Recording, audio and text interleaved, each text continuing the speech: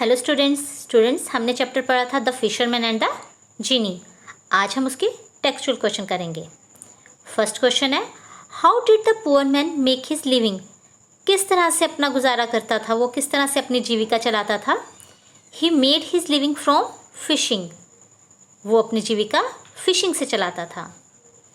Why was the net heavy? Net heavy क्यों थी? The net was heavy because he found a body of some animal in the net. Net इसलिए heavy थी क्योंकि उसे क्या मिला था उस नेट में? एक जानवर का शरीर।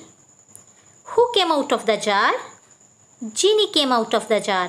जब उसने वो जार खोला तो उसमें से कौन निकला था? उसमें से जीनी निकला था। Why was the fisherman afraid? Fisherman क्यों डर गया था? The fisherman was afraid because Genie told him that he will eat him. Fisherman इसलिए डर गया था, जीनी ने उसे बोला था वो उसे खा जाएगा।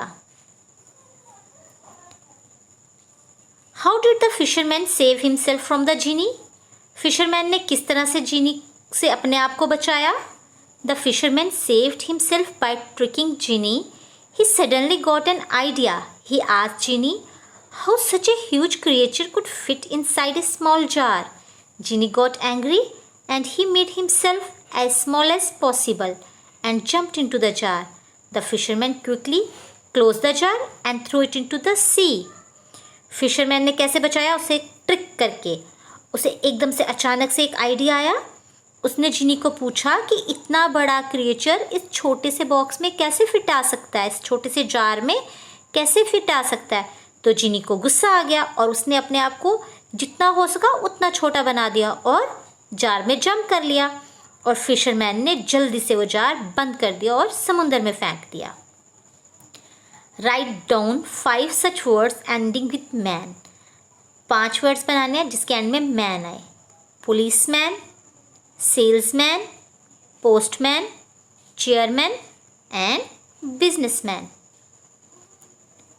Right down at least 5 words that end with ly। ये क्या है? एडवर्ब। बैड का बैडली, सैड का सैडली, हाई का हाईली, फाइनल का फाइनली और लाउड का loudly. Write down the names of some important life skills. कुछ इम्पॉर्टेंट लाइफ स्किल्स के नाम बताने हैं, जैसे स्विमिंग, ये भी एक स्किल है, driving, cycling, running, jumping, cooking, painting and drawing. Use the word given in the boxes to complete the sentence. Boxes में ये वर्ड दिए थे, मैंने ये वर्ड ऐसे ही लिखे हैं। देखिए पहला वर्ड क्या है? अटेंटिव। अटेंटिव क्या होता है? सचेत, जो पूरा ध्यान दे, किसी चीज़ पे पूरी अटेंटिवनेस हो।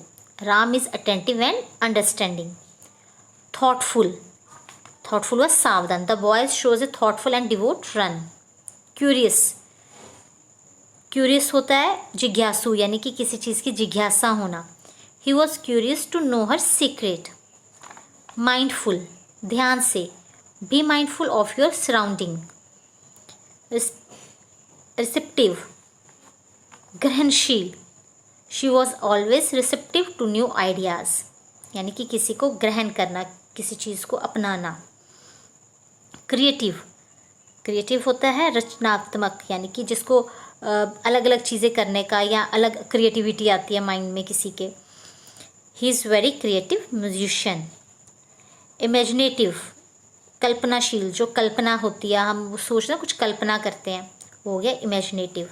The imaginative child made up fairy stories. Fill in the blanks with the simple present form of the verb given in the bracket. Sophia dash at Samba. Live का लिव्स आएगा। ये क्या है? सिंपल प्रेजेंट फॉर्म है। इसके साथ क्या लगता है? एस और S.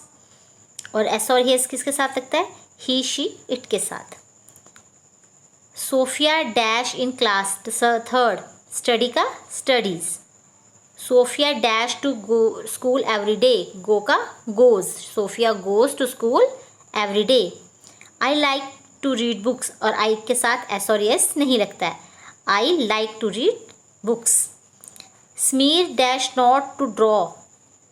स्मीर dash not like to draw. Do का does. Sameer does not like to draw.